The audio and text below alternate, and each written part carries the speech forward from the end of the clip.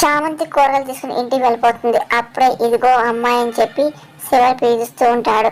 చామంతి అంతా చూస్తూ ఉంటుంది. అప్పుడే అక్కడ గుణ వెళ్ళి షాక్ అవుతుంది. ఇదేంటి శివయ్య వీడితో మాట్లాడతానని చెప్పి అనుకుంటూ చూస్తూ ఉంటాడు. ఇంకా వెంటనే గుణ వాళ్ళ నాన్నకు ఫోన్ చేస్తూ ఉంటాడు. ఇంకా ఫోన్ లిఫ్ట్ చేసి ఏంటని అడుగుతూ ఉంటాడు.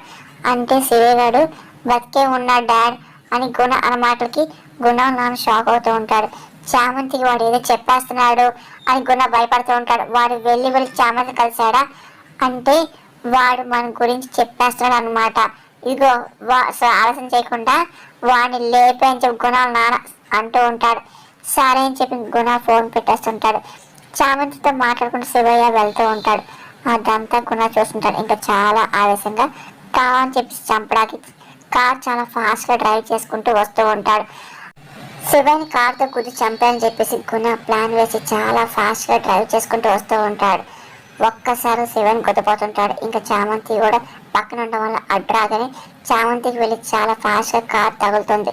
ఇంకా చామంతి ఆ ఫాస్ట్గా వెళ్ళి ఒకసారి పక్కన ఉన్న గోడకి వెళ్ళి తన తల తగులుతుంది. ఒక్కసారిగా చామంతి గట్టిగా వస్తుంది. పక్కన శివయ్య కూడా కార్ గుద్దగాని తను కూడా పక్కకు వెళ్ళి డొలిపోయి ఒక చోట పడి సోద పడిపోతూ ఉంటాడు. ఇంకా చామంతి తల నిండా రక్తం వచ్చేస్తుంది. దాంతో కూడా వచ్చేసి నవ్వుకుంటూ ఉంటాడు. ఇంకా చామంతి కల్తీ పడిపోతుంది. ఆ తర్వాత శివయ్య కూడా కల్తీ పడిపోతారు. ఇద్దరు రక్తం మడుగుల మీద ఉంటారు.